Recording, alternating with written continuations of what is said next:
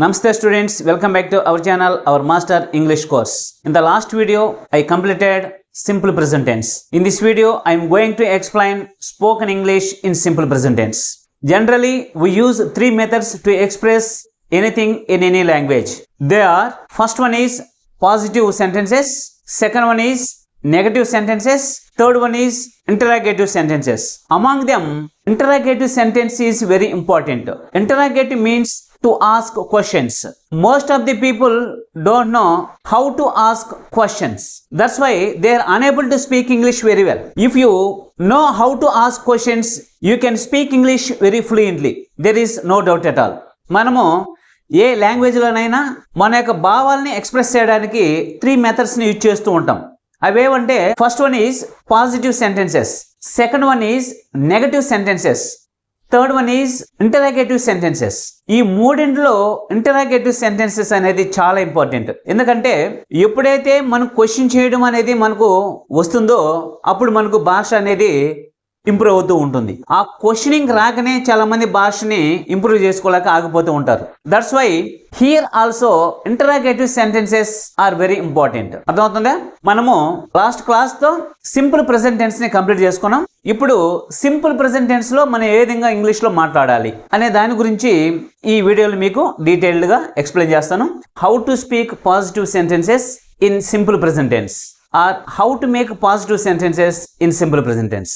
Let us discuss. In positive sentence, formula is subject plus V1 plus object.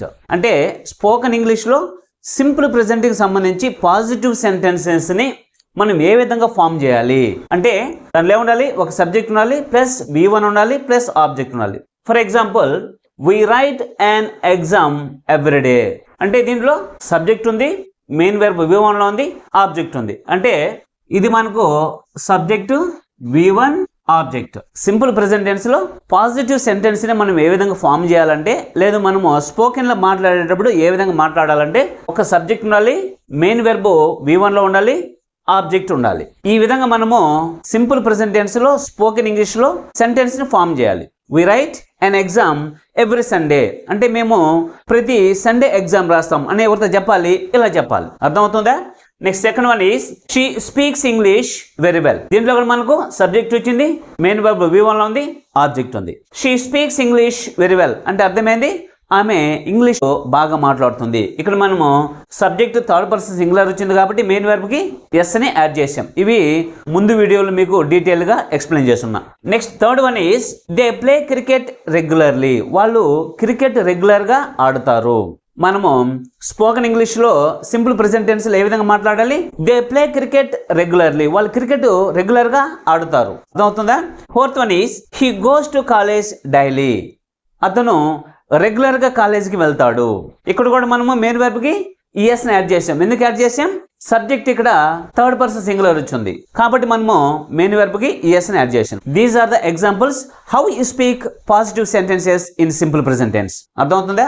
Simple present tense లో positive sentences ని ఏ విధంగా మాట్లాడడానికి ఇవి examples. If you want to speak positive sentences in simple present tense, you have to format like this, you have to speak like this. Okay, how to speak negative sentences in simple present tense or how to form negative sentences in simple present tense.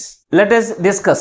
Formula is అంటే negative sentences ని మనం simple present tense లో ఏ విధంగా మాట్లాడాలి లేదా ఏ విధంగా sentences ని ఫామ్ చేయాలి వాటి యొక్క ఫార్ములా చూద్దాం. సబ్జెక్ట్ ప్లస్ డూ గానీ డస్ గానీ plus not plus V1 plus object. అంటే సింపుల్ ప్రెజెంట్ టెన్స్ లో నెగటివ్ సెంటెన్స్ ని మనం మాట్లాడాలంటే సెంటెన్స్ యొక్క ఫార్మేషన్ ఇలా ఉండాలి. దాంట్లో ఒక సబ్జెక్ట్ ఉండాలి, డూ గానీ డస్ గానీ ఉండాలి, తర్వాత నాట్ ఉండాలి, ప్లస్ మెయిన్ వెర్బ్ V1 లో ఉండాలి, ప్లస్ ఆబ్జెక్ట్ ఉండాలి. You have to remember very carefully. Negative sentence ని సింపుల్ ప్రెజెంట్ టెన్స్ లో ఏ విధంగా మాట్లాడాలి, స్పోకెన్ ఇంగ్లీష్ లో ఏ విధంగా మాట్లాడాలి. We don't write an exam every Sunday. మేము ఎవ్రీ సండే ఎగ్జామ్ రాయము. అంటే సింపుల్ ప్రెజెంట్ టెన్స్ లో డూ గానీ డస్ గానీ మనం హెల్పింగ్ వెర్బ్ గా యూజ్ చేస్తాం.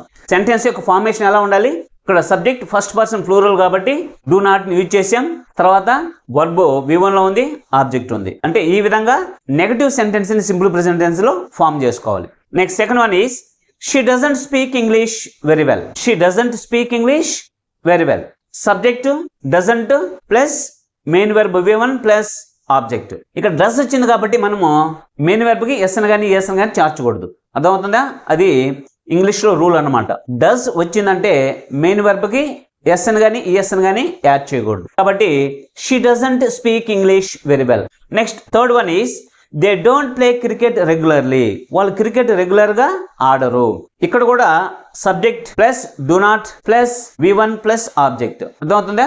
ఈ ఫార్ములా కానీ మీకు గుర్తుండిపోయిందంటే you can easily speak English very well in simple present tense in negative sentences. Next fourth one is he doesn't go to college daily. ఇక్కడ కూడా సబ్జెక్ట్ వచ్చింది, డజంట్ వచ్చింది, ప్లస్ మెయిన్ వెర్బ్ V1 ఉంది, plus object ఉంది. ఇక్కడ does వచ్చింది కాబట్టి main verb ఏం చేయలేదు, ఇక్కడ ఎస్ అని కానీ ఎస్ అని కానీ యాడ్ చేయాలి.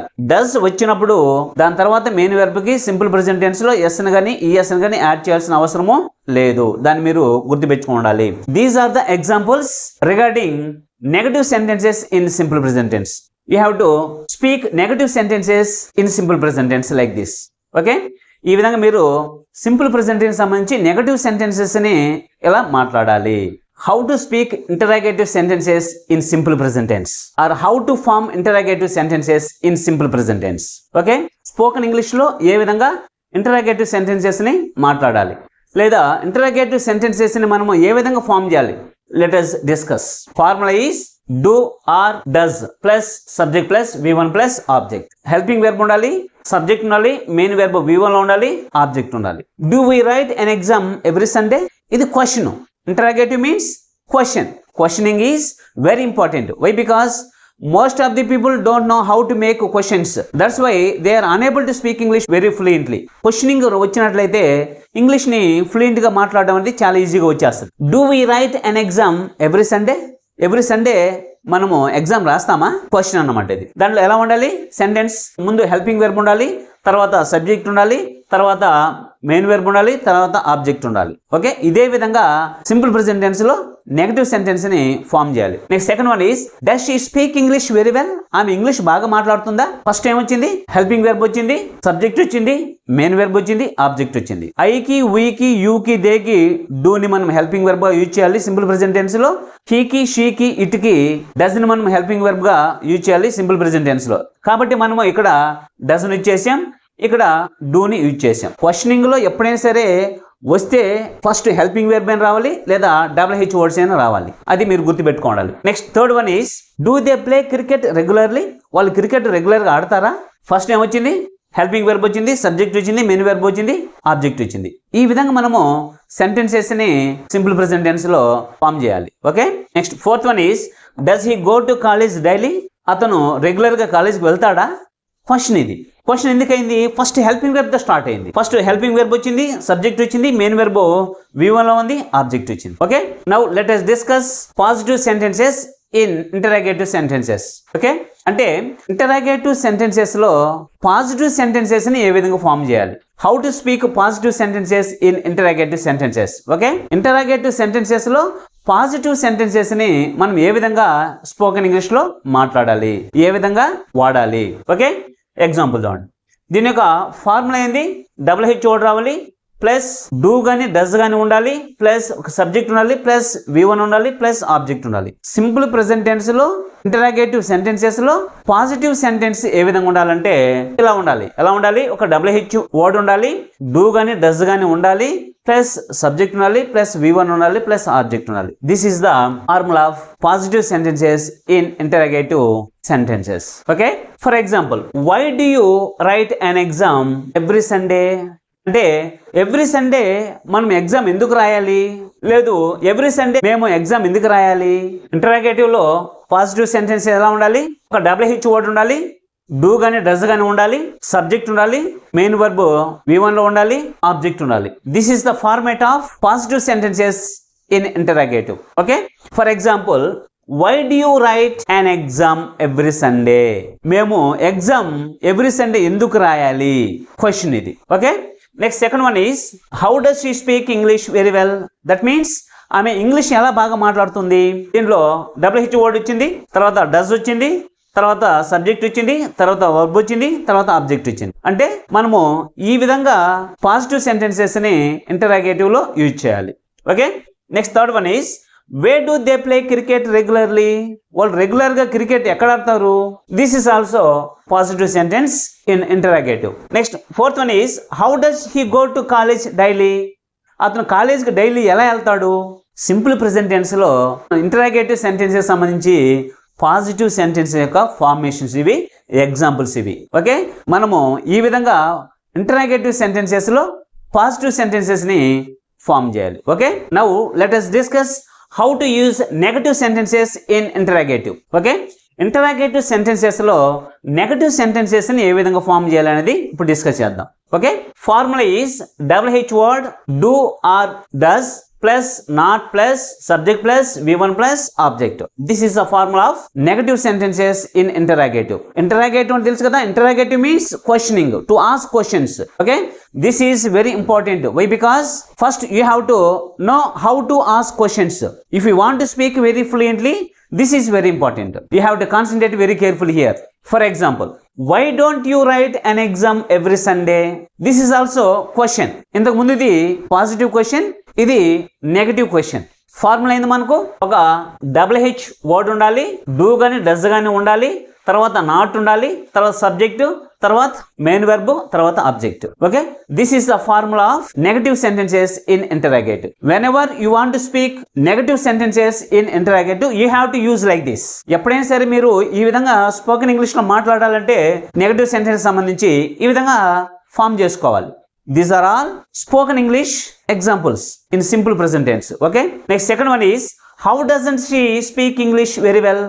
ఆమె ఇంగ్లీష్ బాగా ఎందుకు మాట్లాడకూడదు? దీంట్లో కూడా WH వర్డ్ రావాలి, డూ కానీ డస్ కానీ రావాలి, తర్వాత నాట్ రావాలి, తర్వాత సబ్జెక్ట్ రావాలి, తర్వాత మెయిన్ వెర్బ్ రావాలి, తర్వాత ఆబ్జెక్ట్ రావాలి. This is the formula of negative sentences regarding interrogative. Third one is where don't they play cricket regularly?